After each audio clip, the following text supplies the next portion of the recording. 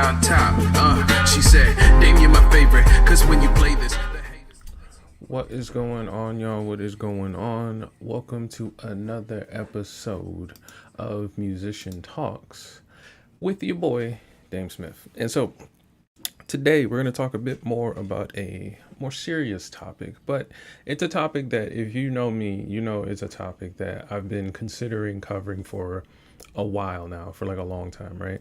And this is the video where I get to like do that, right? So we're covering actually a recent story where some maniac essentially tried to attack a teenager who was in her own home, right?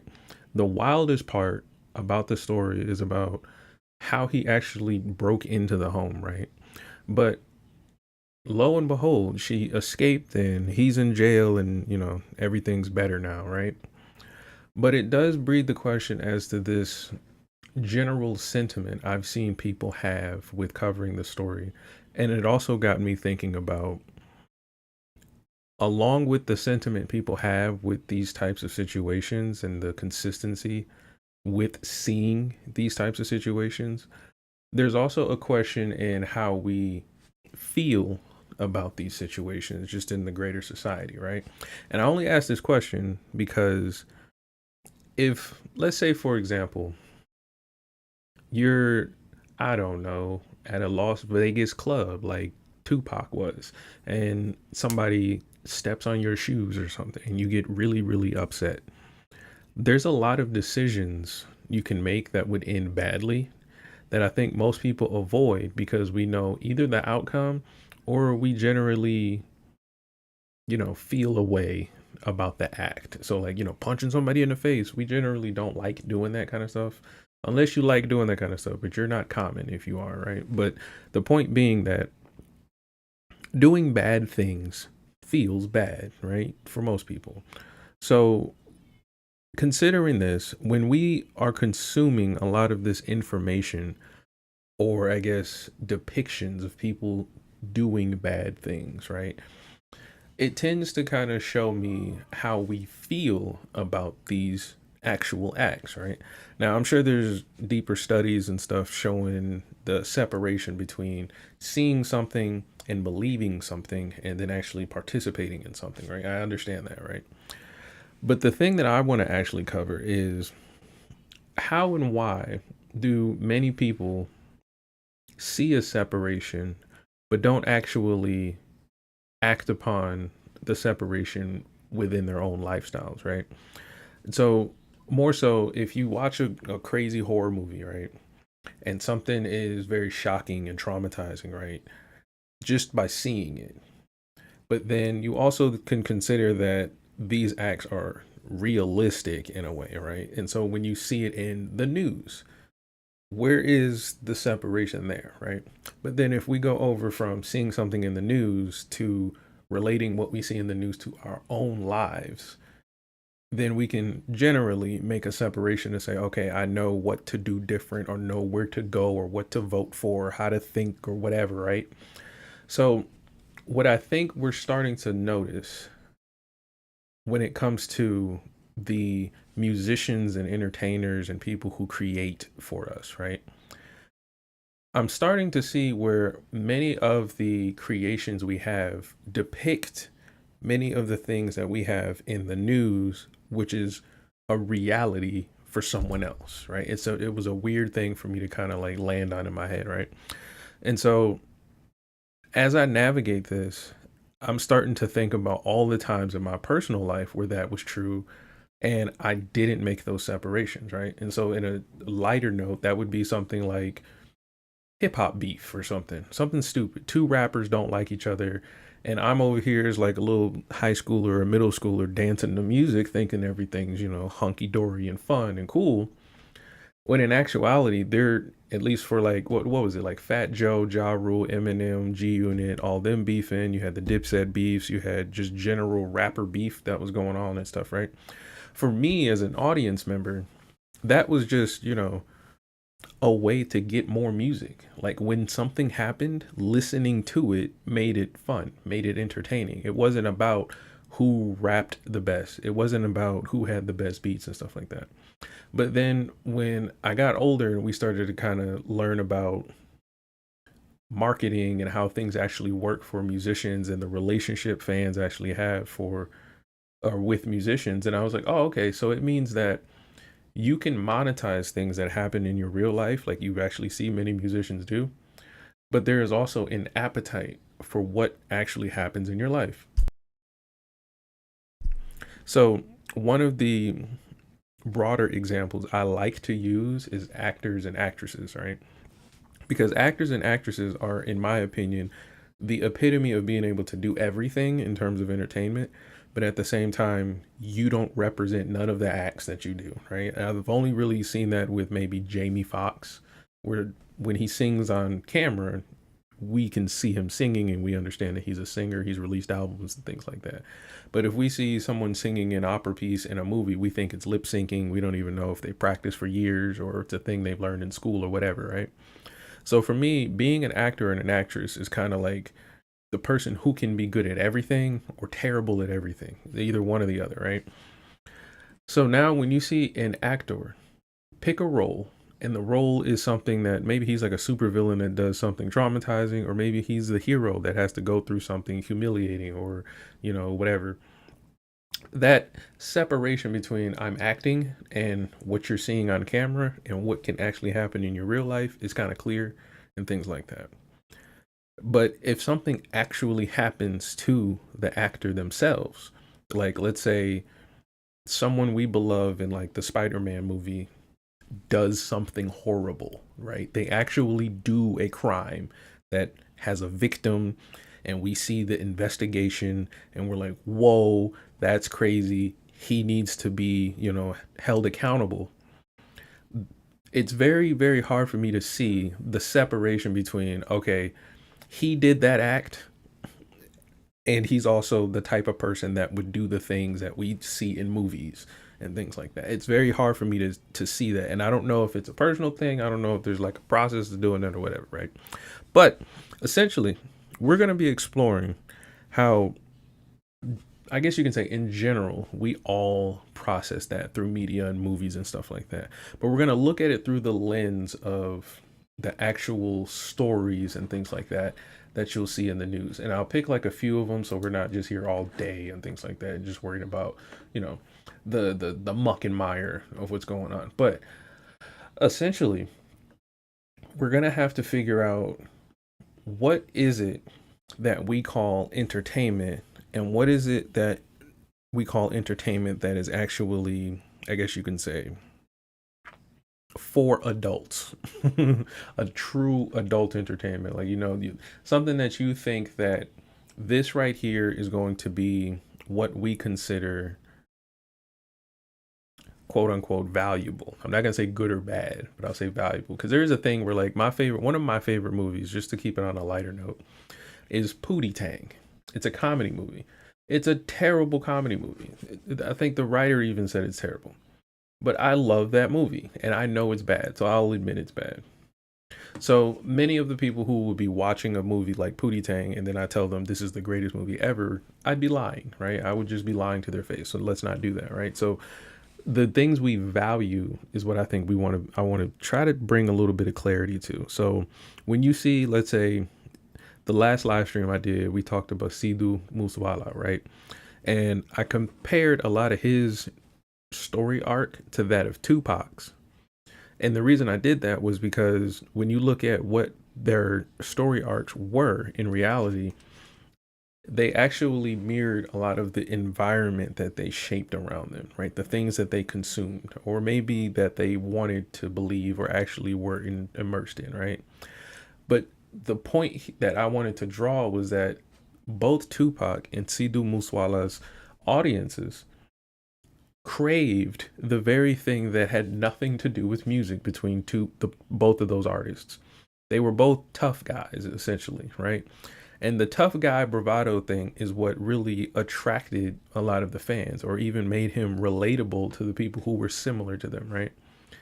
But instead of it being about music, they were able to monetize a lot of the acts that, if portrayed in reality, would change, in my opinion, the way a lot of people would actually see a Tupac or a Sidhu Muswala.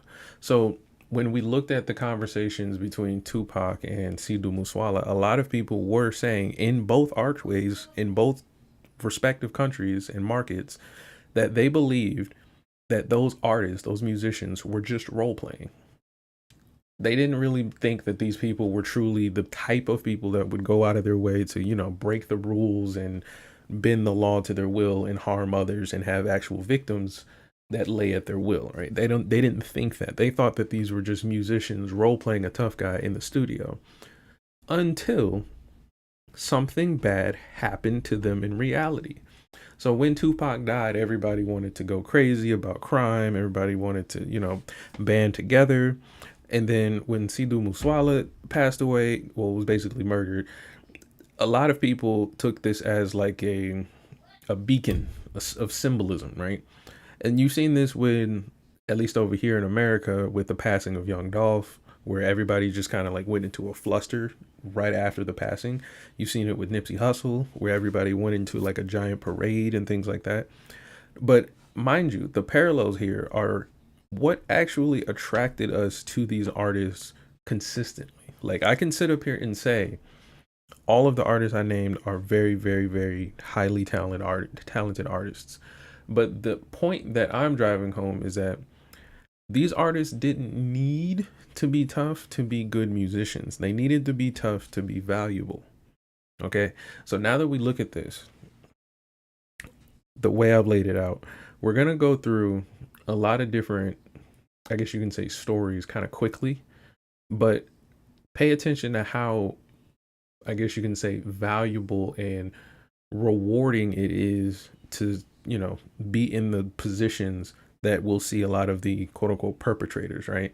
And it's not going to be consistent. Like, we're going to see somebody lose, we're going to see somebody win, and then we're going to see some stories where people are going to retroactively win. But the thing I want you to pay attention to here, amidst all of that, is to say that even if you see someone doing really, really, really, really good at some really terrible things that they're doing, they're going to have to pay for what they do. So when I always talk about investing in yourself as an artist, or fans investing into artists, this is the kind of deeper interwoven conversation about that. So like, if you see your favorite artist drinking lean, you might want to hold them responsible for that. If you see your favorite artist, let's quote unquote, getting out of shape, You want to hold them responsible for that. Blowing their money. Bruno Mars was known for gambling. Like a lot of different things are going on with these musicians and entertainers that within their lifestyle, we don't separate their personal life from their music, from how we actually view them, which in my opinion creates this funny enough blurred line between how they have to actually navigate a music career. There's no actual linear path to success. So it actually knocks off a lot of people and it creates more victims than anything. And so to lessen the account of victims, let's actually, hold a lot of ourselves responsible for the things we choose to consume, which would then make the greater value of what it is we consume shift. Okay. So if you're following me and you love these conversations, make sure you hit the like button, because this is the type of stuff we talk about here over on Musician Talks. Okay. I know a lot of you guys want to do lyric breakdowns and verses and, who ate lunch with who and what is Ice Spice wearing. But here I'm really trying to shape the, I guess you can say, culture of what a musician looks like here in America. Right. So usually when I have conversations with musicians today, they're teachers, and teachers are just teachers usually. But then when I talk to songwriters, it's such a vast variety of perspectives and angles and I guess you can say agendas and results that people want. But the one thing that kind of connects all of us together as musicians, and even musicians to everybody else in society, is that we're parents. A lot of people are eventually going to be parents or even just have parents. Some of you may even not want kids, right? But the point is, there's a reason we have to invest in each other in terms of responsibility. And it's going to come through how we feel about some of the things we like. Like, we have to be honest, about how we feel about things we like and participate in. But then we also have to actually invest in things that we may not like as much because it's better for us. Maybe sometimes you got to eat some vegetables, is my point here, right? So we're going to look at an alarming reality of how criminal behavior destroys lives. Specifically, when people throw away promising creative futures, and how our entire culture feeds into a machine that normalizes horror. We've all seen the recent terrifying headline case, like like I said, the Georgia case where the guy was basically punching through a shared wall in a closet to target a teenage babysitter. Now, like I said, when you read the comments and stuff like that, and the comments are usually where I'm getting this information from, like people's just knee-jerk reaction. A lot of the comments are reasonably, sad and remorseful, and also grateful that the girl got away and the guy is arrested, right? But the thing that is also interwoven within this that is kind of creepy, because as a creator, I would never try to commit to this, I guess you can say, product. But the thing that's interwoven into this is that a lot of people were saying it's like a horror movie. Now, when I hear that, generally, I agree. Like, obviously, all the tropes in your mind probably start running, right? But the thing that stood out to me was what I started to learn, I guess you can say, in my teenage years.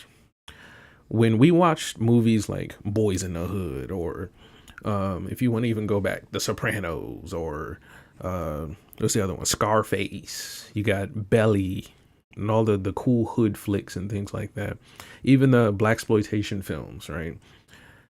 When you see this stuff, you're like, wow, that's crazy. Boom, bow, bing, gunfire, people running through the streets, culture. You see the clothing, you hear the music, the hair grease, and all the visuals and stuff, right? It got extremely creepy when stories like Power were coming out, The Wire, and things like that. Like, it started to get, it stopped being horror movies for me. It started to be like documentaries, Snow on the Bluff. Like, when you start seeing films like that, that's when that's not horror no more. That's y'all just coming to the neighborhood, just looking around.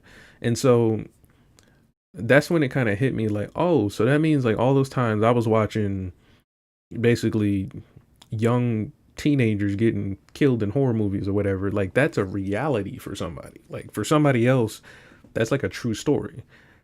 And so now, fast forward today in the 2020s where I'm living, you're hearing stories of this where people are in their teens being attacked at random, living their lives. And I've never, fortunately, had to experience no shit like that. But if that were to happen to me, the things I would be interested in, like let's say music or hip hop and things like that, would not be that important. Okay. So it begs the question, why would something like that, like if you want to take a gangster rapper, like a shooting or a betrayal where you're hurt or maimed or harmed or something like that, why would you try to profit from that? Why would you try to actually, in quote unquote, serve that up to your audience as something for them to consume, right? Now, in one hand, you have the Reformation version of it, right? There's a lot of people who they'll get out of, let's say, prison and they need to reform and they need to make changes in order to get acclimated back into society. And that's very noble. The problem is our attraction to hearing that person talk has to be for their reformation and for what it is that they desire, which is something good and positive.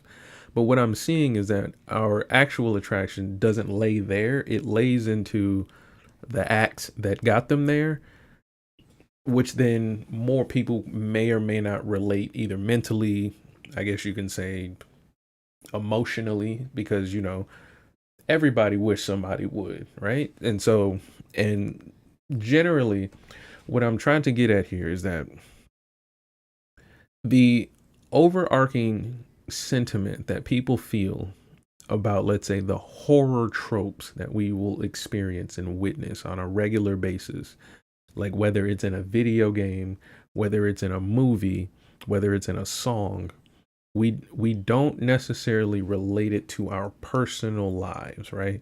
And I've used the example, like I said, of gangster rap and gangster movies, but there's situations where as I became a songwriter, I started to think about, what do I want to write about? What is it that I want to tell people? Not even like what am I proud of or what will people like me for? But why am I even opening my mouth to do anything on a microphone, right? And one of the things I had to navigate was my actual sensibilities. And so the sensibilities that I had within my head, if they were to come out on paper, would be criticized, would be analyzed, and be actually, quote unquote, I guess you can say deconstructed, right? And so that became important to me because I was a student of songwriting. I wasn't writing for the purpose of I need to pay bills. I wasn't writing for the sake of I want to be cool or I really feel really, you know, good about this vibe that I'm in. I was writing for the sake of trying to understand music, okay? So coming from that perspective, it started to become strange when you would like music, but then you would deconstruct music and then you would have to say to yourself what it actually is, right? Now, it's exciting to do with music that is artistically sound, meaning like it has like that point, like someone is saying to you, hey, I want to talk about a certain thing, a certain topic, and if it just happens to be dark or offensive or triggering, that's just what it is, right? And so when that happens, in my opinion, I think that is fair because you're essentially walking your audience to think, right? You're having them think about what you have to say, right? Versus there's people who want you to just feel. And essentially all that feeling is, it's flighting, it's going to happen for a moment and it's gone. But the everlasting effects is really what's keeping you either coming back or talking about it or presenting the value to the creator, right? And what that can look like as a metaphor would be if someone walked up to you and they just started just shouting at you, just no tone, no inflection, just they just started just it's you understand them, they're in your language, but they're just shouting at you, just yeah, whatever, just they asking you directions on how to get to the train station or whatever, just screaming it at you. So most people would be like, ah, no, and just walk away. And some people would get mad and then argue back. Some people would be nervous and freeze up and whatever. But in general, you're probably not going to forget that moment, right? And so your idea of that moment being rememberable, valuable, or something to bring up again later is heightened. So when we're navigating stuff like this, in my opinion, people who are going to create and they don't deconstruct, they're going to run into the problem of, okay, well, what is it that you're actually doing, right? And if it is quote unquote role playing, like we were saying with Tupac and Sidhu Muswala, I think that's a more honorable conversation for artists to have, or a more honorable argument and perspective to show for, to say, hey, I'm portraying something that is real, but I am not of that, in a way.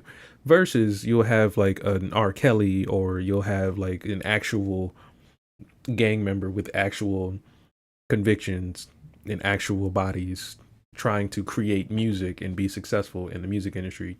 But then we'll be expectant of parents of the music industry to then push their children to go to school for music. And so what are we actually designing when we create the culture here? And one of the coolest examples of this that I've seen that showed integrity, in my opinion, was this movie that I've seen called The Last Horror Movie. So this movie here, oh, over here this way. This movie is actually interesting, where it shows a wedding photographer or videographer, and he's following basically a murderer, just going around just murdering people, right? You have to watch it for yourself to get the full context, because it is kind of it's a cool psychological watch, right? But he's going around following him with an assistant, and every once in a while he just breaks the fourth wall, which means he just turns and just looks right at the audience, and he addresses the fact that the acts that are happening in front of them are very terrible, but for some reason you will not turn the movie off, right? And it's in the sense of, like, for me, I'm watching it to try to understand, because I knew that's what this movie was about going into it. That's why I'm watching it. But it does break into, like, if you've never seen this before and you're watching this happen, really answering the question why you're not turning it off is something that many people avoid. That many people generally charge to either their culture. Like I said, you just enjoy it, like I have with Pootie Tang. Like, I just enjoy Pootie Tang. It's just a cool, funny movie to me, right? About trying to, I guess, make it as a musician or something, right? So, in a way, it breaks the fourth wall and it addresses the sensibilities of the audience, which is something rare that happens, right?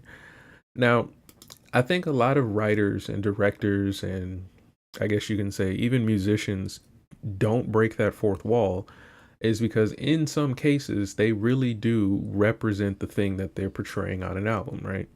So if you see a super thuggity gangster, like I was saying with Sidhu Muswala, they're saying as audience members, oh yeah, he's just role playing some gangster stuff. And then when I watch the imagery of his music videos, he's literally blowing the brains out of his enemies, right? He's just right, really cool dude, but he's literally doing the things on camera, at least on a music video, that would depict somebody that if he was really walking around doing that in the world, at least in your life, like he did that to somebody you knew, the way you would view him would be quite differently, right?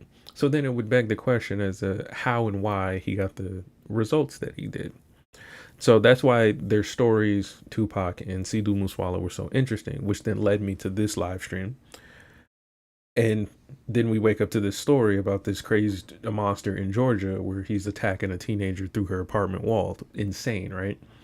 So as we hear about these tropes and these horror things, and our culture starting to shape what we value, and we're starting to figure out these things that we like, and we really discovering ourselves and things like that, well, let's actually navigate one of the actual stories here where, like I said, the guy in Georgia is breaking through the wall here, and we're gonna figure out a little bit more of why it's so horrific in general.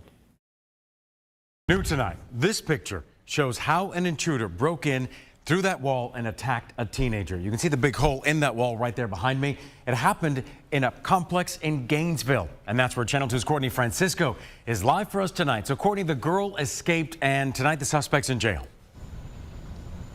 Yes, and you know, this happened around this time of night, George, so you can imagine you're settling in for bed out here, and then somebody starts busting through your apartment wall in the closet, crawls through and starts attacking you. And that's what happened to a 15-year-old girl right here.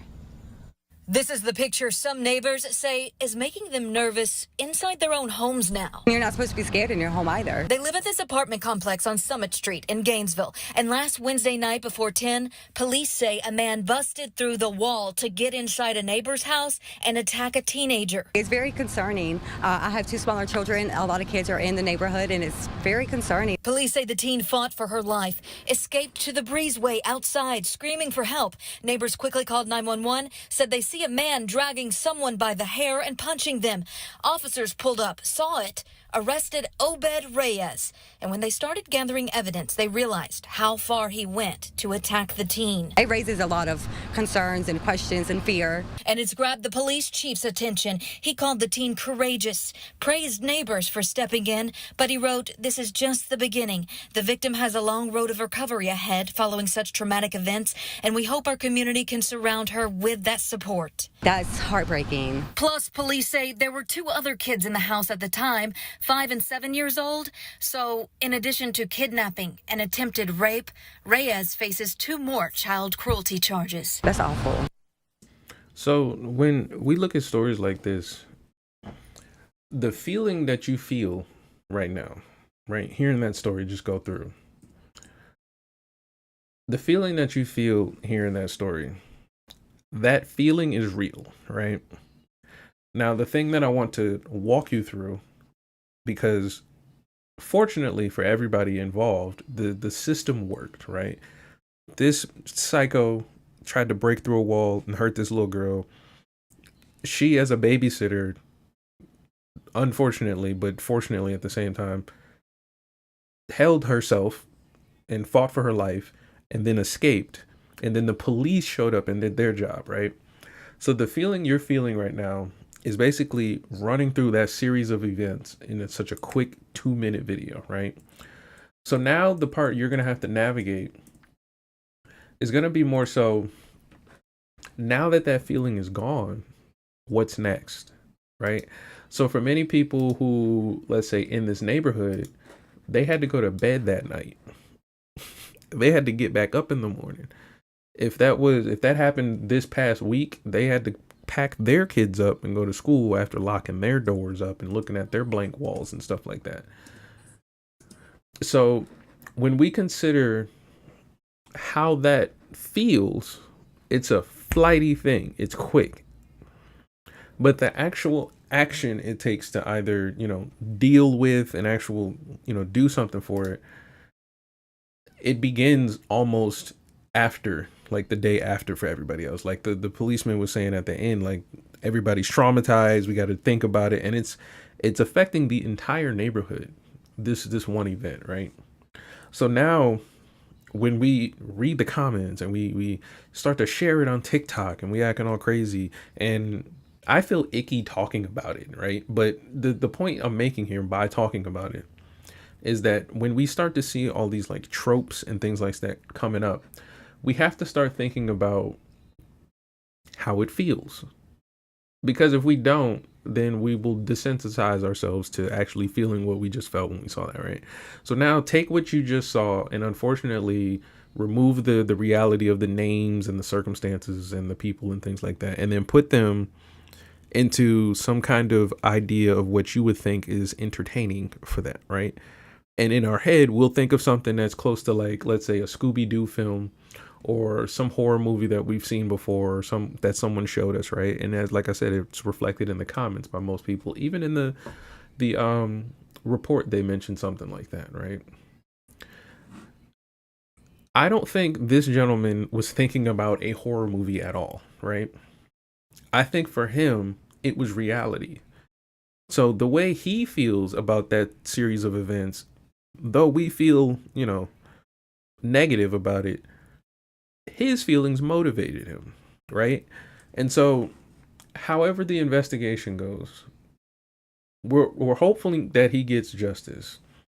But the part that we need to really pay attention to is the willingness to do something with such, I guess you can say, brazen attitude and ego. It's almost insane to think about when you consider the consequences, right? You would assume you would get caught, you would get beat up, or, somebody would whoop your ass because you being a punk right now, trying to fight a little girl. Like, why would you do that, right?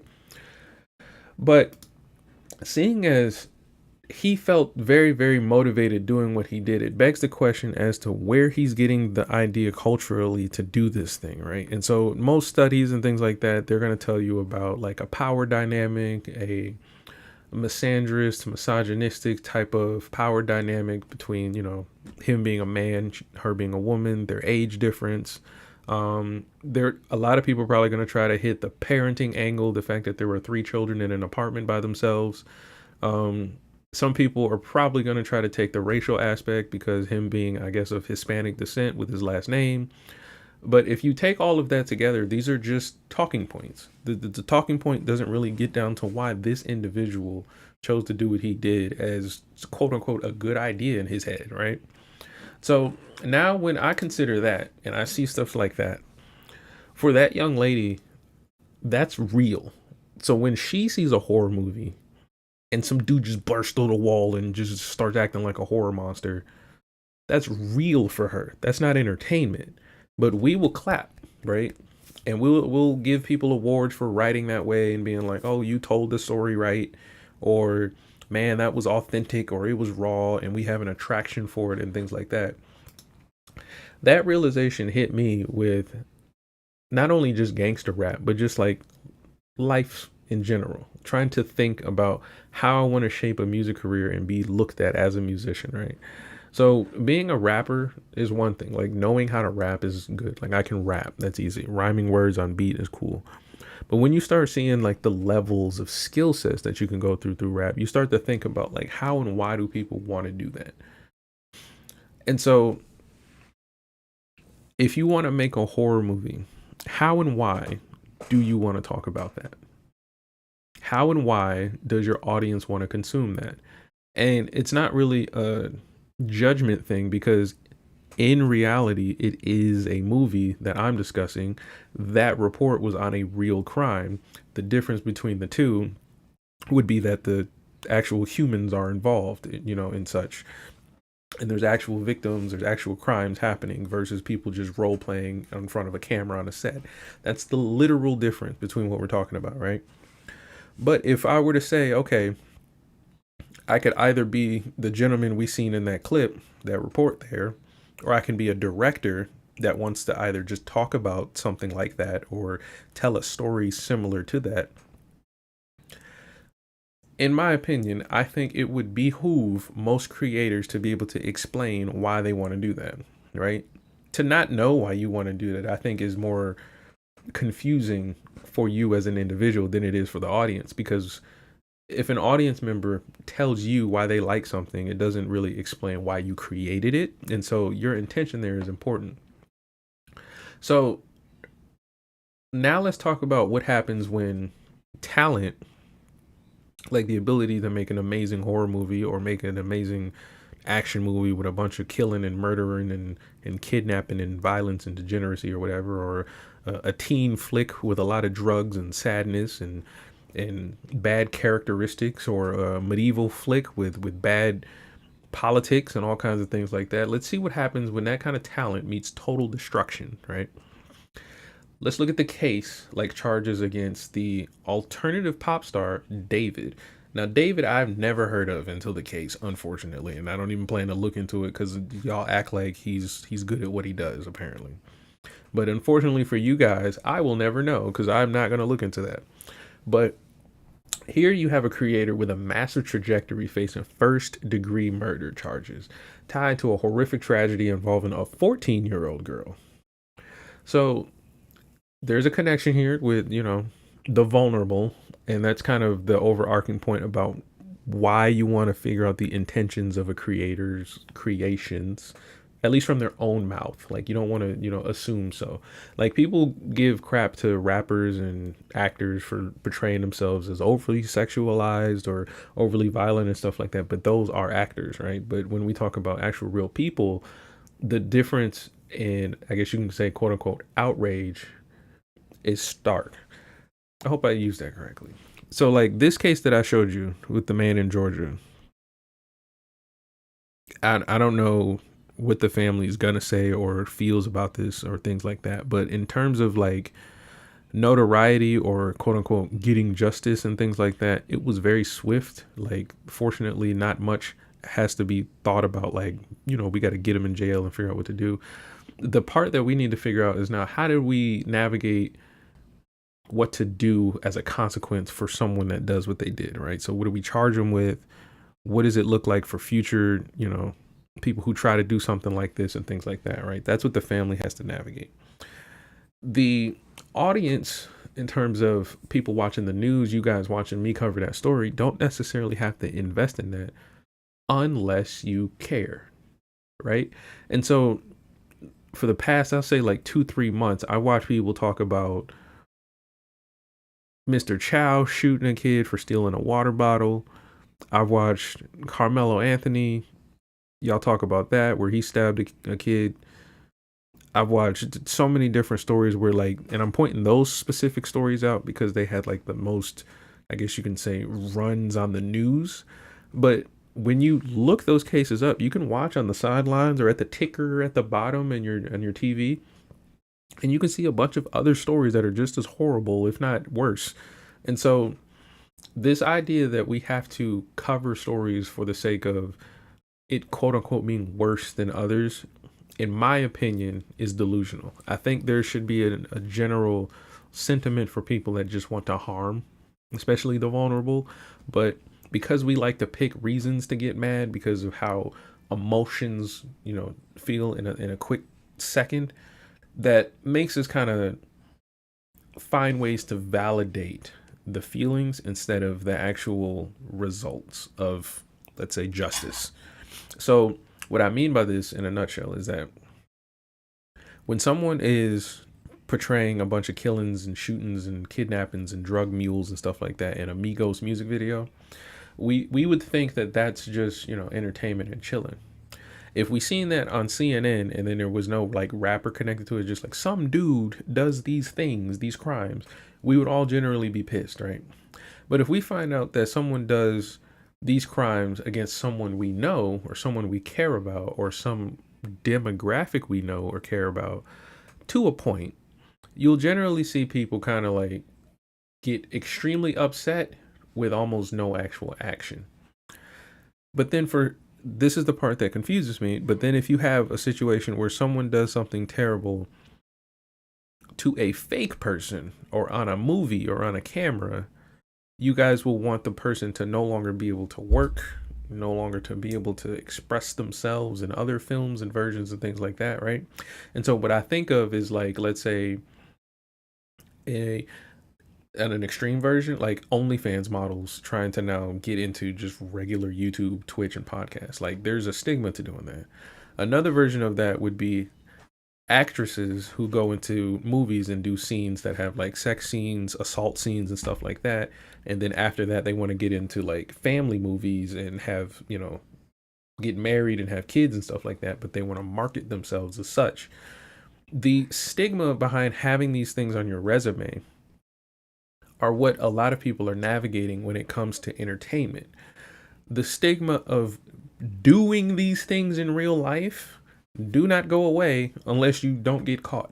And so if you catch someone doing something like, assaulting someone, or if you see a woman participating in degenerate behavior, right, and you know them and you care about them, the investment for most people is going to be heightened. So with that understood, for me at least, like I said, there's probably studies that will explain this way better than I can. I'm just some armchair dude talking to you through a webcam. with that understood for me, that makes me think that when people get it really, really, really, really mad about like a musician who, you know, I guess banged a girl, or some guy who's in a contract or something and the contract doesn't go his way, or if you're trying to figure out if Diddy did it or Diddy didn't do it or something like that, and seeing how angry and people are invested in that versus like Kyle down the street who literally assaulted a girl and we know he did it and he's in jail, like he's right there, like we could see him. Like we're not as mad at Kyle. Like we're not trying to report on Kyle. So I covered this story just to kind of, say to myself like, okay, let's actually cover it because it deserves to be covered. But I do kind of feel icky about doing that. Like I don't like doing that, but it does, like I said, highlight the overarching sentiment I have about media and how you feel about media, wanting to see that kind of content, wanting to see these kinds of stories, the connections between that, let's say, true crime podcasts and things like that, all that kind of stuff, right? So when somebody thinks about a David was doing things on stage that when you see it on stage, you're thinking it's entertainment. You're like, oh, it's cool and things like that. Now let's compare him to who I talked about Wednesday, which was Usher. We talked about how Usher was on stage doing all the sexual stuff. We look at it as entertainment. But now when we are starting to consider, okay, why does the artist actually want us to watch this? Why does the musician actually want us to hear this?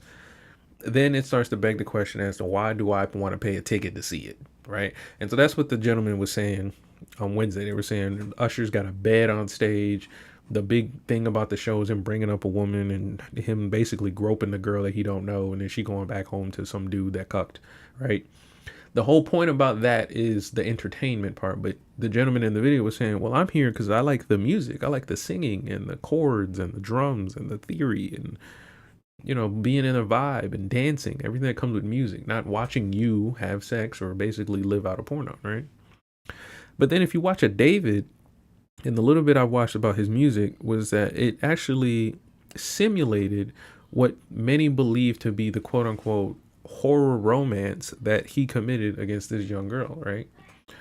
So when you look at an artist like David, you have to talk about desensitization. That's how you say that, desensitization.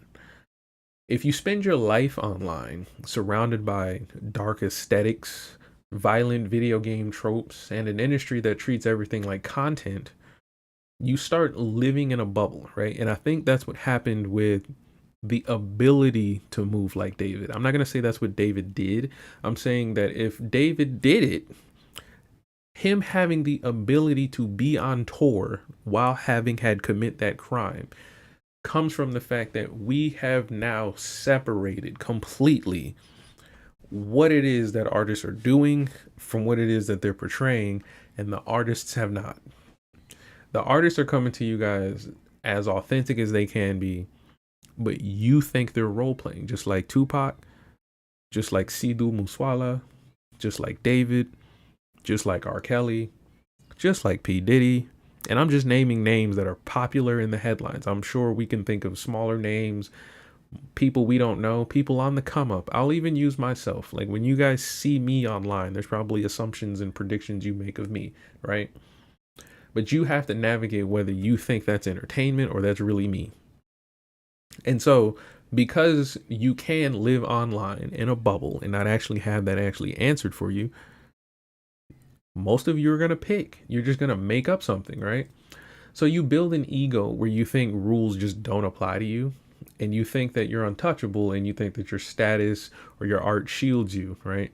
And you think you can cross ultimate boundaries without facing reality until the legal system hits you with the full weight of a life sentence or something like that, right? And you'll see it mostly with gangster rappers and stuff, like gangsters, shooters, and YNs and stuff. You see them shooting each other and stuff. But then when they go to jail, they start making music. It's like, it's too late now. You can't start rapping about what you did and how you want to get out of jail and life is good and you want to make diss tracks to people. It's like, no. Music wasn't here to help you be a weirdo gangster. you're a weirdo gangster. Start there. Like, just be a weirdo gangster, right? And stay over there. Musicians play instruments and sell records, create vibes. You know what I'm saying? We party and we collaborate and we do great things for society. We bring in tax dollars and studios, and you know what I'm saying? We build stadiums with football teams and stuff. That's what musicians are meant to do. If you're not doing anything on that level, if you don't want to do that, essentially you're teaching and you're writing and you're being creative and you're growing and you're self-improving. That's the musician culture.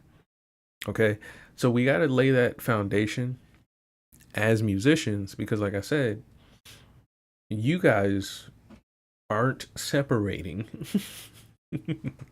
the art from the artist. So let's take a look at David and figure out a little bit more about what's actually going on with bro. A preliminary hearing is now into its fourth day to determine whether there's enough evidence to put singer David on trial for the death of a 14-year-old girl. The dismembered and decomposing body of Celeste Rivas Hernandez was discovered in the trunk of a Tesla in a Los Angeles tow yard last September, nearly 5 months after authorities say she was killed. Today, the doctor who performed the autopsy on the teen testified in court and confirmed her death was in fact a homicide. Prosecutors now alleging that David, whose legal name is David Burke, sexually abused the girl before killing her after she threatened to reveal their sexual relationship and destroy his career. CBS News correspondent Adam Yamaguchi joins me now from Los Angeles with more on this story. So before Adam goes in, like I said, the concept of what David was doing is insane, right? And like I said, when you hear it and how you feel about it right now, hearing it go through, that's why I'm not cutting it. You feel a way, but it's gone now, right? It's not a reality for you. But for, let's say, the people involved, it's very, very real. Like, he has to go to court. Her family has to deal with that. People who work for him now have to navigate this. People who were fans of him now have to navigate this. People who are friends of the family now have to navigate this. I'm just trying to think of how far this could go. The neighboring police officers and investigators that have to work on the case and learn the details and see the photos and actually pick up the pieces of the parts and the things and it's going on and go through the phones and see the, connect the dots. It's going to affect them, right? So on top of the severity and craziness of the last two videos we've watched, why can't we be able to separate why this looks crazy in real life versus if we seen this in a music video, it would look crazy? So on a side note, I would say this type of stuff when I would point out how clean and crisp a lot of, let's say, mainstream films and photography and advertisements looked in the early 1900s, right? So if you wanted to make a film about the war and stuff like that, it wasn't noble and it wasn't celebrated to just show just raw gore in footage, right? Because we generally are mature enough to understand that that's real, but it's not artistic and we don't really need to see that, right? Fast forward to 2026, I can't really answer why you guys really want to see that stuff, right? So for me, the breaking point was there's actually a lot of, let's say, true crime stories, right? And the true crime stories that you'll hear, whether it's on YouTube or, TV, or especially daytime TV, you'll hear a lot of true crime stories. They start to become, like I said earlier, really relatable to the point to where something as crazy as a David case you would think would never happen. You would think oh yeah, no, that would never happen, right? But then you have to realize that the reason we think it could never happen is because we were led to believe it could never happen. And so understanding that kind of, for me, triggered me into being very, very particular about the kind of media I consume with intention, right? So if I want to watch something that's funny or sexy or stupid or silly, I'm gonna just do that because that's what it is, right? If I want to watch something scary or degenerate or evil, I'm gonna do that because I know what it is. I never want to be in the position to not know what I'm watching, to not know why I'm watching it, right? because you can find yourself having conversations with people about this kind of content, having collaborative, I guess you can say, events and networking. What's the word I'm looking for? Uh, I forgot what is fellowship. You can fellowship with people in a similar vein and not realize why you guys are intertwined until you actually find it out, right? And so that's what I mean by the fans of this musician, David, having to navigate that. Now you got to look at everybody around you and say, man, we all generally help support this. Just like R. Kelly fans, just like fans of any rapper that may be in a gang organization, any rapper who's a part of a pimp organization, a trafficking organization, a drug organization. If they're not doing this, out of this, like, I just want to get in the game and get out and do music, then at some point you're literally just funding the quote unquote bad people you think are in your world, in your reality, right? And so coming to that conclusion, like I said, triggered me because as you start to watch more of the Law and Order and the crime stories and stuff like that, it's like now I understand why when people watch slave movies or they were talk about slavery back in the day, old black people would feel away. Like they would feel cringy and like, ugh, please stop, or like, let's not discuss this. And it's because it was a reality for them. We're so far disconnected, as at least in this country, that it's just not a reality for us. So now, in a micro version of this, when we see young teenagers get attacked in extremely violent ways, we're not loading any guns or anything like that. Like, I couldn't do that myself. Like, no, as angry as I felt hearing the story, realistically, the most I could do was anything that the police have already done, which is put him in jail, right? So there's no point in feeling that way. And that is where I believe a lot of the desensitization comes from if we're not intentional. So I was intentional in actually like reporting on this because it's kind of like my job. But also, I think with the greater society, we should be intentional of following this case for the sake of supporting the village that is Georgia. If we care about Georgia and Georgians and people that are the children of Georgia, I think that's what we should be doing. But as a musician and somebody who's trying to build their own platform, I'm going to do it this way, right? So when we're looking at the David case, the main thing that we're going to have to really pay attention to, like I said, is that he was still able to master pop culture and still be looked at as one of our quote unquote valuable musicians. He was making a lot of money productizing his own life, his actual reality, into what we thought was entertainment, which actually was a crime. Adam, what happened in court today? Yeah, it was another very difficult day of testimony. We heard primarily today from the medical examiner who confirmed that Celeste Rivas Hernandez was killed due to sharp force injury. That was a stab wound to the chest and to the liver. We don't know exactly how long she may have been dead. The understanding was that her body was so decomposed, could have been months, in fact, that forensics really couldn't determine just when she may have passed due to the injuries. It was, again, a really difficult day today. We did see that David did not respond in any way emotionally to the disturbing testimony, and again, it was a very difficult day for people in the courtroom. So now, when I hear stories like this, right, I think of the girl in the first story who nearly escaped, the fate of whatever this psycho was about to do, right?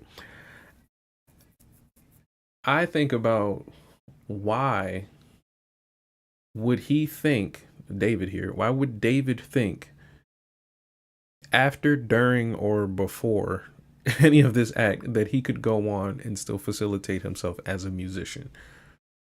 And the reason I think that is because he is similar to his fans in that he believed in the bubble.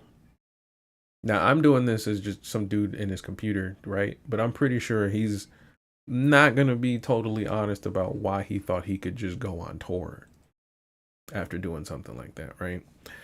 So when I see that, though, as much as like I said, you get very emotional hearing this stuff. Like you're like, man, what the fuck? Like you feel a way, whether it's sadness, despair, or anger or something like that. You feel a way.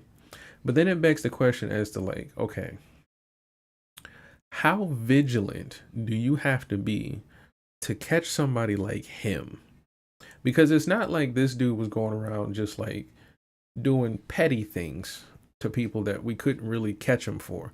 No, he went ahead and did something wild like the first guy did, like something crazy where like you would have to literally like think away to commit to this. Like, so it's not like what he's doing is common culture in terms of what you would see how generally people would deal with these types of situations. So now I have to now validate, at least in my own mind, how people like him could be on a stage in front of hundreds of people and they not know. And the guy who could be living next door to your daughter. Okay. So there's a spectrum now in my brain that I have to think about, right? And so what allows me to navigate that is that, similar to the conversation about how he's able to decide to choose to write about, I think he wrote like how he wants to kill the girl and how he romanticized about killing the girl, how he chose to do that. I can choose to listen to it, right? I can choose to support it.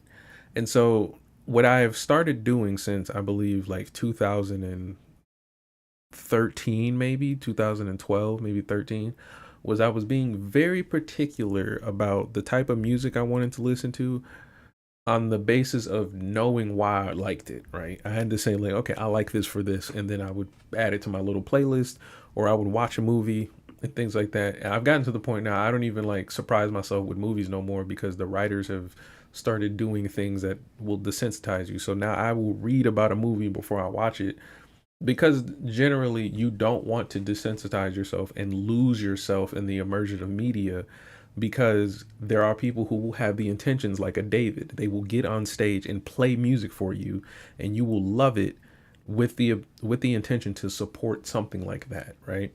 So if you don't want to do that, if you don't want to place that kind of effort upon yourself, then just know that you may fall victim as far as being one of the victims of a person like him or supporting his behavior, right?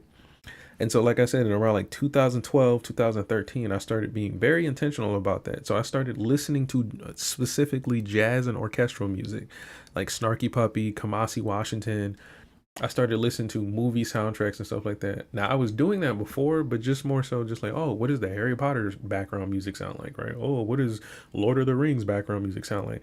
But it got to a point to where I'm driving around just listening to WPFW, like just straight jazz in DC. Like, I'm not trying to hear none of this I drink lean, this little I'm trying to shoot somebody because I'm mad at them, somebody betrayed me.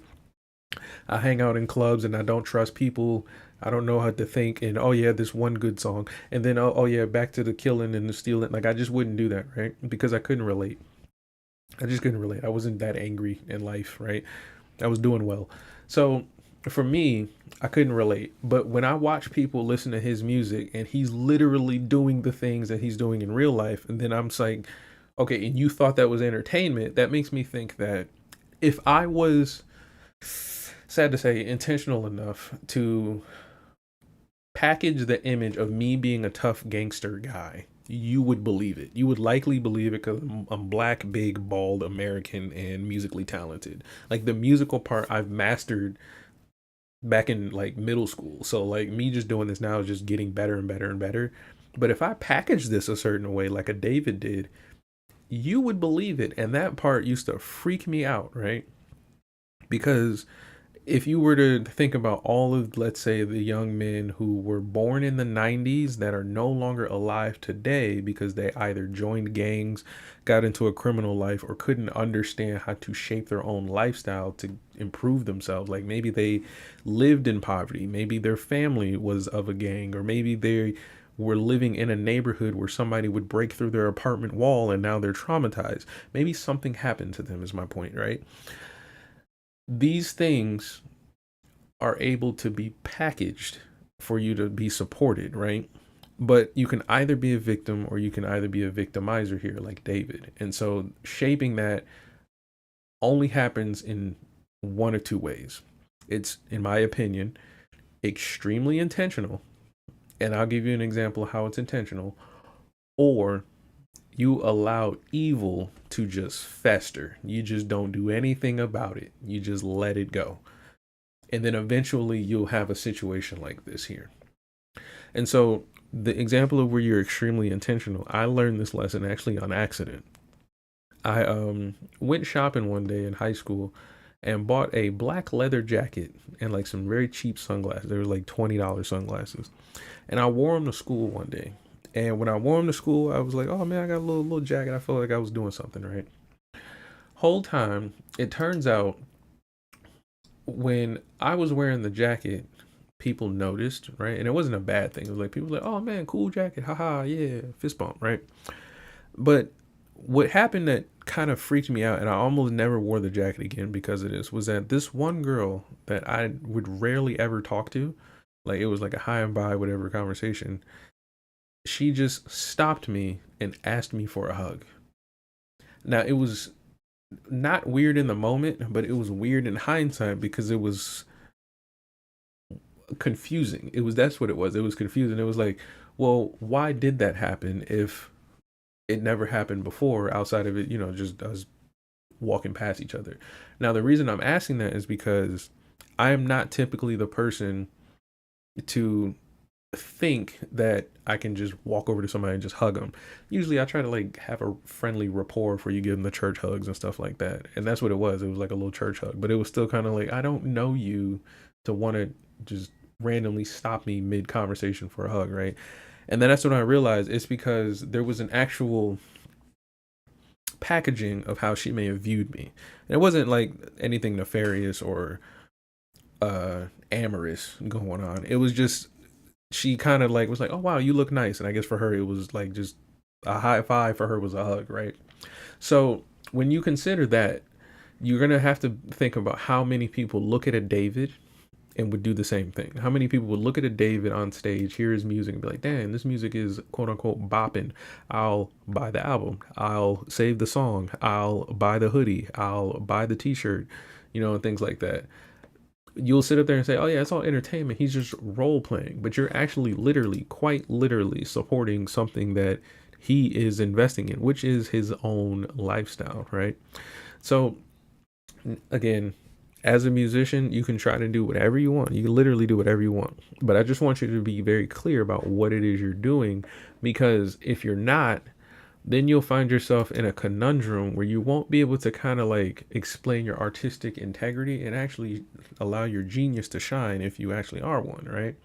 So pop culture has actually been trying to warn us about this kind of like, I guess you can say voyeurism or something like that, where like people just kind of want to watch things to be exciting and crazy. And so artists have figured that out, right? Gangster rappers was like, oh, why don't we just show them the real street stuff, bro? That's what they want to see. You know what I'm saying, cuz? And so they started doing that, right? But if you think about shows like, think about like things you would show your mom, things that your mom, not that she's desensitized to it, but just think about who your mom is. Like, she's a nice person. You value her. She's precious to you. Is your mom a person that you would watch Squid Games with, where desperate people, they're put on display and wealthy desensitized elites sit back in VIP rooms, drinking, betting, and treating human suffering as prime time entertainment? Would you show that to your mom? Now, if I ask you that question, 9 times out of 10, you would say yeah, or your mom would be the type of person that would be into that, right? And the reason I understand that is because my grandfather, rest in peace, he was into horror movies, right? He would go on trips and pick up VHSs and find like the latest, coolest horror movies and things like that. But for him, it was entertainment. It was like a way to just, I'm off work, I just want to relax and just watch some horror movies and stuff like that, right? The reason he's attracted to that, I never, decided to go dive into. I didn't really care. But when you think about why someone would want to make a horror movie, it's never really answered either. So now fast forward into 2020, whatever, when Squid Games has come out. Does anybody really know why Squid Games was written? Like, what was the overarching point behind the film? You know, like if you were to take the backdrop of Squid Games and then just kind of like move everything around, reshape everything, and just put it into, let's say, Hunger Games, what was the point? Like, what is the overarching reason you made a Hunger Games and talked about the Hunger Games? Was the reason, right? And so if you can't explain that as a creator, then somebody like my grandfather watching your movie, he's not going to be able to explain it either. I mean, he can make up something, but he's not going to be quote unquote accurate, because he's just going to just really just give us first surface level feelings like we did with those news reports, right? But if we look at something like the video game by Rockstar, Manhunt, this game, if you know the lore, the whole premise is a dark mirror held up to society. And this is, in my opinion, was one of the video games that I didn't get to personally play, because fortunately I had like sensible people in my village. They kept that game from me, bro. But I've seen glimpses of it, and then eventually I got to hang around the kids that had Grand Theft Auto 3. So I had like the sugar-free version of what would have been Manhunt. And so fortunately, or I guess you can kind of prove here in front of you, I'm the culmination of seeing more mainstream violence versus the more underground violence of a Manhunt, right? But in that game, the protagonist, James Earl Cash, that's his name, is forced to survive through brutal snuff film like scenarios orchestrated by a corrupt director named Lionel Starkweather, right? But the true genius and the horror behind that game, and why it was actually so, I guess, interesting and such a long lasting thing, because if you have to sit and endure that, it's one thing. Like, just to sit there and watch a bunch of crazy, you know, violence, it's one thing. But to sit there and think about, like, well, how can I orchestrate this violence to actually get my audience to think? That takes a lot of skill, because, you know, I can line up a bunch of watermelons, get a machine gun and just shoot them, upload that to YouTube, upload that in slow-mo and get a bunch of views. But if I line up a bunch of, you know, watermelons in front of you and then show you how to grow watermelons, you don't really care, right? So if I can mix the two, if I can find a way to make watermelons look exciting, but then still teach you about watermelons, that takes talent. That's skill, right? But Manhunt is a game that is pointing the finger back at the player, essentially, right? So Starkweather, the director in the game, represents the sick media machine, but the player, the person who keeps actually like pressing the buttons, they actually represent the audience, which would be the person that the director is talking to, not the protagonist, not the hero, not the director of the video game or anything like that. The actual sadistic audience that the director's talking to. So do y'all see the comparison to that movie I was talking about, the last horror movie? That's where it comes from. Or not really comes from, but that's where I believe the understanding that I have comes from, right?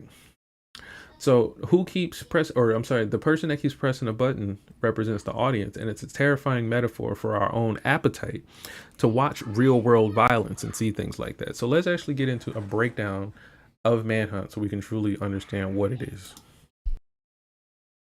So, Manhunt takes place in a fictional city named Carcer City, where you play as James Earl Cash, a man who was placed on death row for his various crimes and is seen to be killed by the lethal injection. However, he wakes up in a dark room where a mysterious voice that goes by the director tells him that if he brutally murders multiple gangs that are hunting him down, he'll be set free. The director is doing all of this for a dark web series where viewers can watch random men get murdered in very gruesome ways. Yikes. Yeah, I can kinda see why this caused so much controversy. God damn. So for the rest of the game, you are set free to roam around this big city, hide in the shadows, and either quietly murder someone or murder them in a very loud and disturbing way, all for the pleasure of some weirdos online. Yeah, this is definitely a Rockstar game. Yep. Now firstly, I just want to say that this is not a bad game in the slightest. In fact, I find it to be a really fun and enjoyable game. Like I said, your character is basically set free to roam around this big open city, hide in the shadows, and kill several hunters. Now, I know I'm gonna sound like a psychopath for saying this, but I kinda like this game. Putting aside the pretty dark and fucked up aspect to it, it's honestly just a lot of fun to play through. So when you guys hear that, how many of you are like, oh, that's crazy. How could he say that? Right. But the reason he's able to say that is because of what I said earlier, is that he's able to say, okay, I like something bad or something dark, right? I like it's dark, right? Being able to admit that for me personally shows that he's able to kind of like make that separation. He's popped the bubble in a way.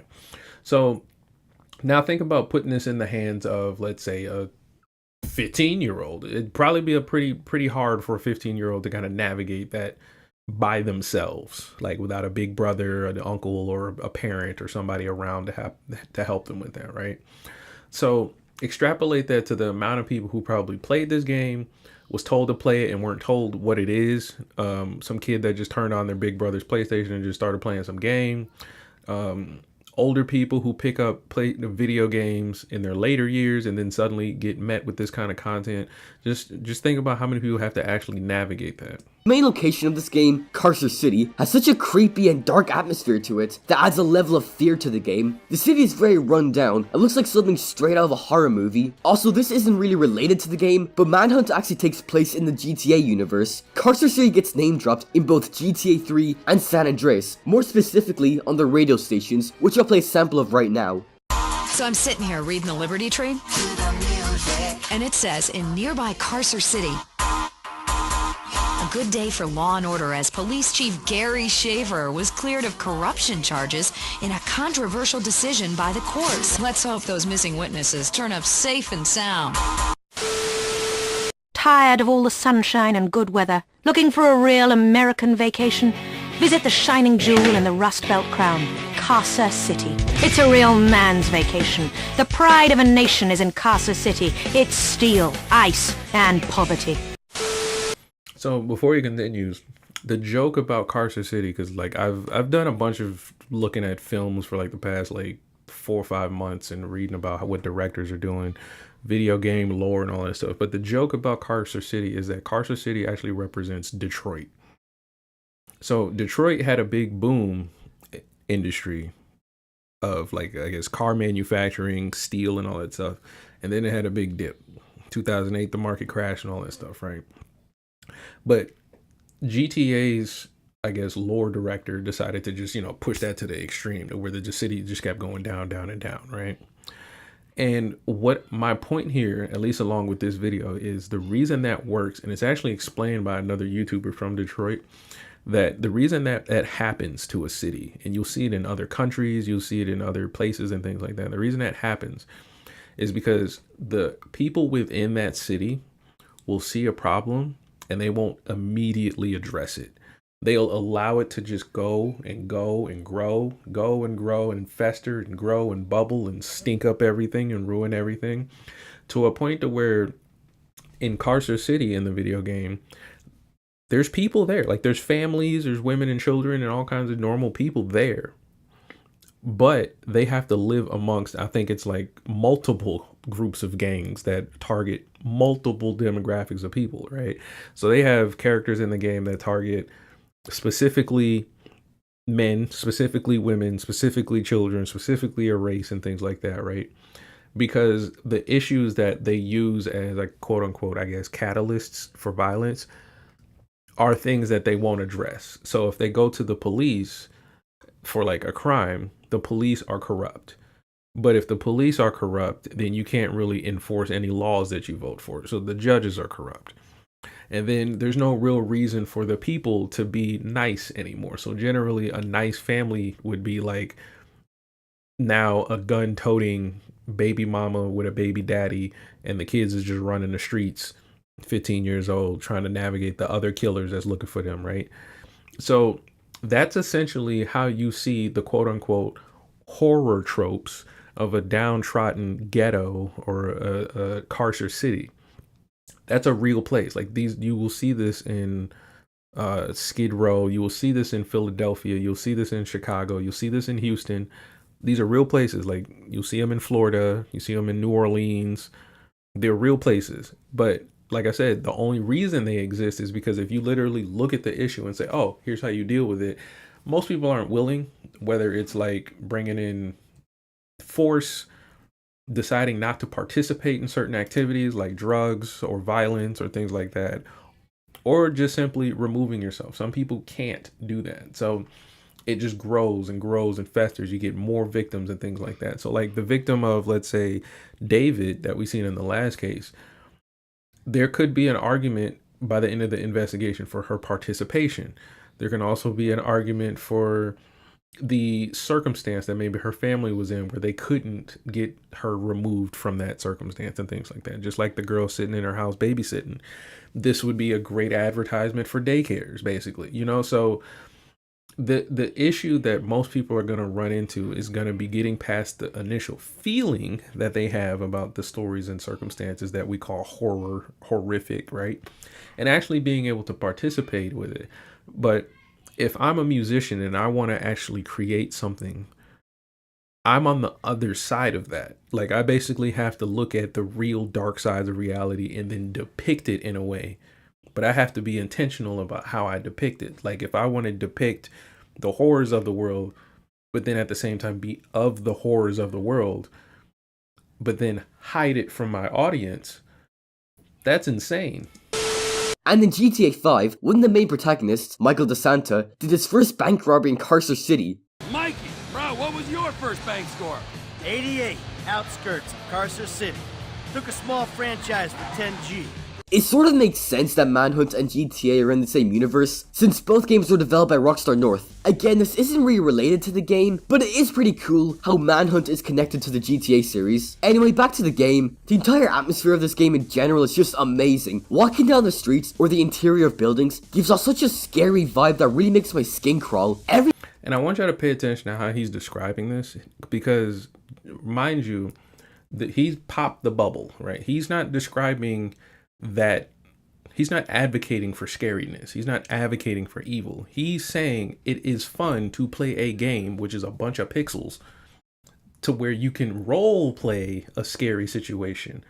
That's what he's calling fun, right? But just think about what he's saying, right? And how on the other side of this, if I was making a game, how I have to navigate giving him that satisfaction of playing a cool game with a cool story, but then also realizing that this is real for some people in a way, and that this could be triggering, traumatizing, or influential in how people will navigate the content that they're consuming. Every part of this city is extremely detailed, and it doesn't feel like they copy and pasted several other locations together. The city has its own character to it, helping players get immersed in this creepy location. Another aspect that really helps set the mood for this game is the music and sounds. The music is very eerie, and it can be really intense when the music gets more and more loud. It sort of reminds me of Dead by Daylight, but better. Don't come at me, bro. We also get Dead by Daylight is another game that has a lot of horror tropes in it that's downplayed, but it's generally because of what we're seeing here. Most people have popped the bubble. They kind of like get over the initial feeling of being in the horror game and then start getting into the actual mechanics of playing the game, right? Similar with the other video game that's out right now, Outlast Trials. Outlast Trials is a very dark, demented, more like degenerate story involving like a lot of death and trauma and things like that. But if you navigate that, you will be navigating some very, very deep human evolutionary, I guess you can say, topics, that of which if you handed to a teenager, it would be very difficult for them to process without support and supervision, right? And so that's why you want to be very careful about what you make, especially as a video game person or developer and a screenwriter, because if it gets into the hands of certain people, then you're basically providing a grenade for parents. Like for parents, they if you have a super gangster dad, because gangsters have kids, and you give him Manhunt, he's not really going to see the same things as like a totally different dad seeing the gameplay of Manhunt, right? And if we're honest with ourselves, then the super gangster dad will say, okay, that is a bad game. I like the game, but I think children should or should not play the game at whatever age he wants to say as a dad, right? But if he doesn't do that, then it provides a circumstance where people are just kind of walking into situations, right? For example, you would be fans of a musician and you don't really know that he's actually killed a girl and chopped her up and left her in the other side of the ocean. You didn't know that because you wouldn't think that's a possibility. You're just like, yeah, he's just singing about doing it. He's just singing about doing it. It's not real. On a lighter version of that, when you hear rappers calling all women bitches and hoes, like they never name the women in their music. Do you notice that? They never name the women, just like when they beef with other rappers. And it wasn't until recently they were naming people, right? So because they never name women, it's safe to assume they're talking about you. But what we will do is we'll kind of pop the bubble and say, no. That's a song he's making.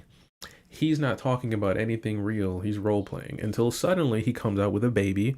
Suddenly some woman comes out and says he did something that she don't like. And then now we're suddenly applying a lot of what he said to who he is as a person. So we're picking and choosing, we're blurring the lines. And I feel like it's becoming harder and harder for people to want to apply the effort to pop that bubble. They're just going to be like, you know what? You said you did it. You probably did it.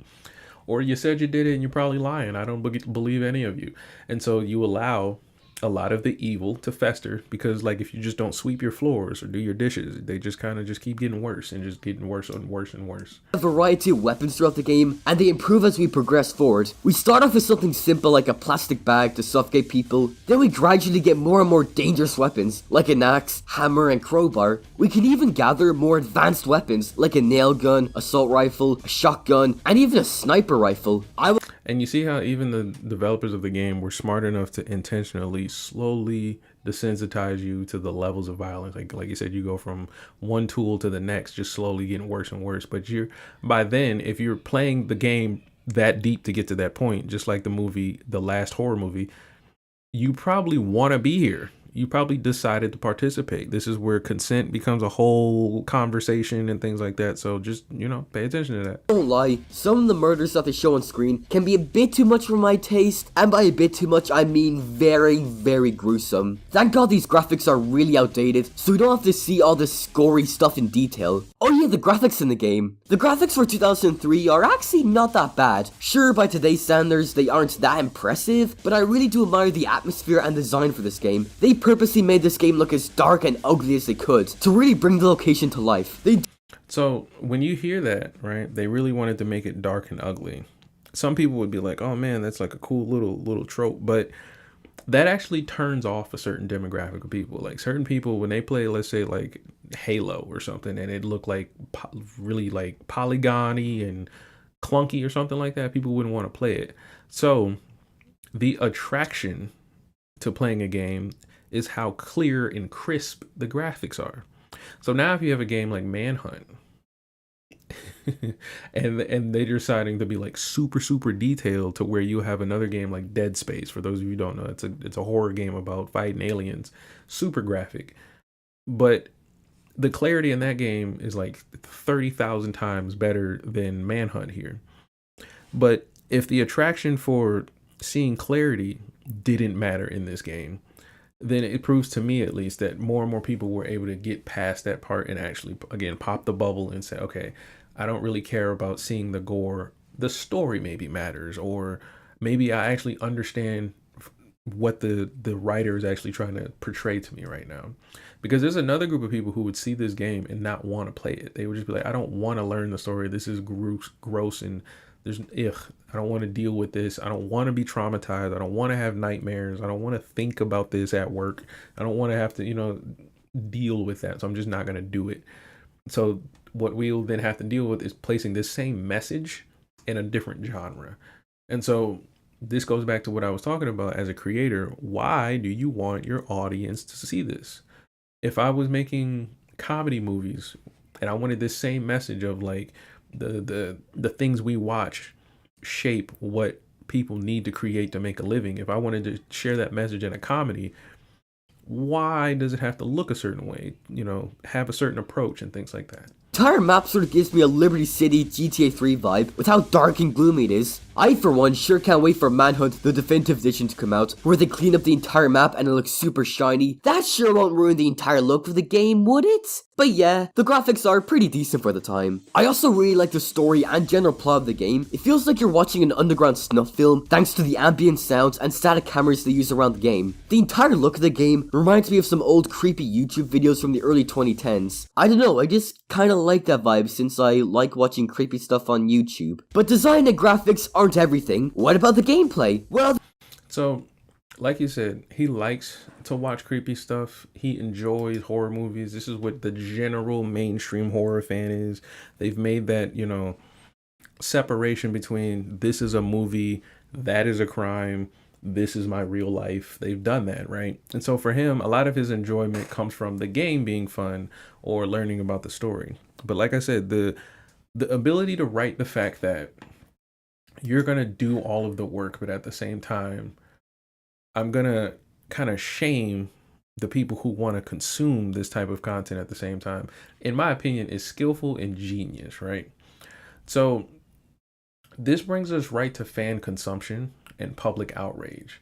So let's look at how the internet reacts to different scandals. So compare the massive viral memeified public outrage cycles we see around profile celebrities like P. Diddy, or viral culture flashpoints like Carmelo Anthony, like I mentioned earlier. Now compare that level of obsession where people are making podcast after podcast, people screaming at each other. Y'all probably lost friends. Your grandma saw what you posted on Facebook. She unfriended you, and grandma don't unfriend family. Like, that was weird. You know what I'm saying? So now compare that to a real terrifying, quiet horror movie like a man breaking through an apartment wall trying to attack a teenage babysitter. Like, that really happened. That wasn't Jigsaw. That wasn't Scream. That wasn't Dead by Daylight. That happened to a real girl who's going to have to grow up and go through the stages of life, processing that, hopefully through the power of God, with her parents and the village helping her do that. And it, she has a fruitful, beautiful life after that. And, she's a strong person. But the level of difference is what's triggering for me more so than the act, because we've now seen justice swiftly jump in. He's in jail and she's okay and things like that for what it is. But the fact that there is no like dun, dun, dun, dun, dun, dun, dun, like a bunch of headlines going across the news right now for this is triggering, right? So mind you, I feel that way. That's just an emotion. But this is, again, my life. It's not a movie. That was a crime. I didn't even experience it. So just imagine going through that and there's still no dun, dun, dun, dun, dun, dun, dun. Like, people aren't even trying to come cover your story. Like, they're not even trying to, run your story through the main news cycle.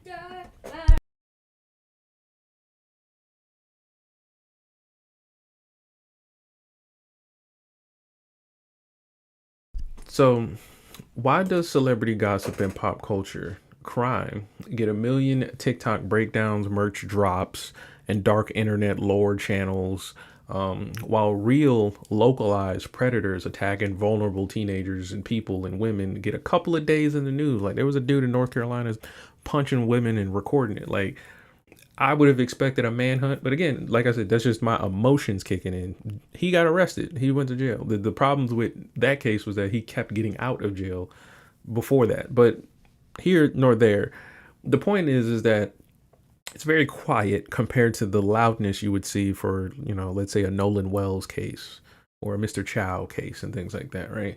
So we have a massive disconnect in how we consume outrage versus how we protect people. And I think it goes hand in hand in how we consume a lot of the media that we value, like violence and stuff like that. Like, I try to watch, right now I'm studying the Eastern hemisphere, I guess you can call it, like the Eastern market of music and movies and stuff like that. And I'm noticing a lot of the same Western tropes in their movies. But the beautiful thing about watching Indian directors and movies and they're listening to their fans is that their fans and their critics, they're behind as far as like making the movies at like a, high quality level, because they're studying the Western music and doing things differently the way they want to do it, right? The problem that they're running into is that the fans are doing the exact same thing. So the fans will watch a Titanic from America, and then there will be an Indian director to try to make a romance movie like the Titanic, but the fans will be like, okay, but we study Titanic and we see how you didn't, succeed here. So here's how you make this better. And they're not going for that, like, where we want to just keep having the tropes of people getting attacked or the hero's a loser, and they're not going for that no more. So that's why it was an interesting story when we covered it Wednesday to watch Moose Voila, Sidhu Muswala, I gotta say that right. When we were watching his story on how they were like, oh, okay, we've listened to hip hop and we also grew up listening to Punjabi music, but we also want to see the fusion, but we know what makes the fusion. And they decided on you role playing a gangster. That's what was successful for him. So that's why you see a lot of Punjabi rappers. They real tough, they real gangsters. They not picking up trumpets and drum sets. They not doing that. But my point here is that because they value that, it's gonna be a decision for a lot of the musicians to have to navigate in order to feed that appetite for you guys. And it bleeds into actresses playing roles of, you know, being assaulted women on film and camera, and then how, you know, people got to navigate their resume after that. It goes into you being a gangster rapper and actually having the resume of being a criminal and trying to be a professional mainstream musician. And it goes into trying to just be a musician on stage, and you actually, I guess you can say, quote unquote, believing in some of the things you see on TV and stuff like that, because, you know, you can get on stage and say something that's incorrect because you haven't experienced it too. So all in all, my greater point here is that real predators target the vulnerable, and legal systems bring down severe multi-layered felony charges. So we got to really be careful about, you know, how we feel about things and just going off saying stuff. So that's why I wanted to cover the story so you can be aware, and then we can make changes. But I also don't want to turn this into I'm trying to profit over some sick stuff like that. That's why I feel really icky talking about it, but it has to be talked about because it's something that if I don't make this video, I'm going to keep bringing it up as something I want to make in the future. So now that I've done this, I probably won't cover something like this again unless I really need to. But all in all, this was Musician Talks with Dame. Again, like I said, this was going to be a good long one because we get to really break down some of my inner thoughts on things like that. But we're going to be able to wrap things up with, I think, one more video. And this was a video that actually inspired me to start another playlist, and I'm gonna figure out how to make it work. We'll probably start it, it's Friday. I'm gonna see what I can do over the weekend. If I can do it Monday, I'm gonna start it Monday. But this new playlist I'm gonna start covering in lieu of the true crime theme that I've covered today is going to be how technology is actually making it easier for us to solve and crack these cold cases. So let's get into this next clip.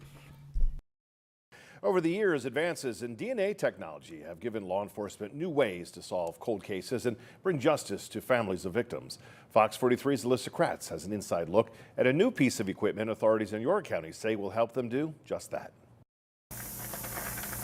With a swipe of this handheld vacuum, detectives in York County now have a powerful new investigative tool in their hands. It's called the MVAC. The device uses a sterile solution and vacuumized pressure to process and collect DNA evidence from all kinds of surfaces. When we take a case to court, we have to be able to present that case with the most effective evidence that we have. And that's technology oftentimes. The equipment will aid law enforcement in lots of investigations, but the county's top prosecutor explains it will be especially critical in solving cold cases. It's that type of tool that's the result of new technology that will put investigators in a position where they may be able to extract DNA samples from items that previously they were not able to. The vacuum system was gifted to the DA's office by the York County Safety Collab with a generous donation from the David Hogg Family Foundation. Okay, so there's actually foundations that are investing in technology to help solve crimes using DNA and forensic evidence. But I think the more interesting part about this is that the cold case thing is like I said, if we never found out about the connection of the Tesla being to David, then the only real thing we'd have to go on was circumstantial evidence, and technology like this would help. It was an opportunity that was it was very gratifying to step into, and a lot of thanks goes out to the foundation for them, being generous and providing the gift. The vacuum has enough power to pull DNA material from cracks and crevices. Once collected in this bottle, the DNA and solution are then run through a filter to separate the two. You might do that 2, 3, 4 times to try and collect as much DNA in this filter here. Now, shout out to the law enforcement too, because like when I see these people too, like I like watching the conferences when they talk about the big cases that they close and stuff. When you see these people, like they walk amongst us too. Like don't think it's just evil people that's living at your apartment complex. Sometimes it's a cop like that. It's, you know, news reporter lady like that. It's sergeants, sheriffs, and things like that. Good people and things like that, and they care. Like they really would work on something like this and make sure you are a part of getting the justice that you deserve as a victim, or you know, as somebody who believe you've been wronged. Because of the way the MVAC system works, detectives say it's really helpful when it comes to pulling DNA from materials like clothing and furniture, especially where stains are not visible to the naked eye.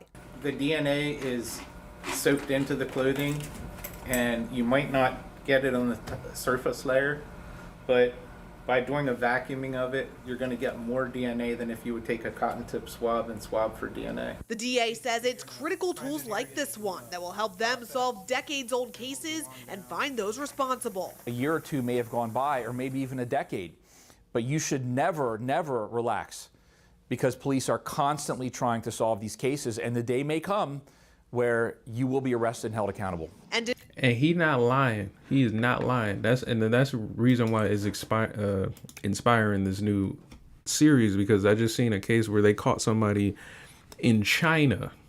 They caught him in China using DNA evidence for finding a murder he did. I think they said like 30 years ago. So it's insane, bro. But that's actually a pretty dope, inspiring, you know, note I believe we can end this live stream on. I hope you guys enjoyed this conversation. We're going to be exploring this together. And like I said, maybe that other series, let me know in the comments if you guys want to see something like that. I'll work on it. But we'll be able to discuss these topics in depth and always tie it back to musicians. Be very intentional, musicians. Just the reason you want to do that is so you can be in control and not be like, surprise, you didn't know you was going to go to jail for being on tour for chopping up little girls. Like, you know, you wouldn't be surprised, and you would probably make better decisions like not doing that. You know, so let's start there. So I will see you guys in the next episode. This was Musician Talks with DameSmiff. I did a long one for y'all on Friday. We're going to celebrate because it's the weekend, y'all. But I'm out, y'all.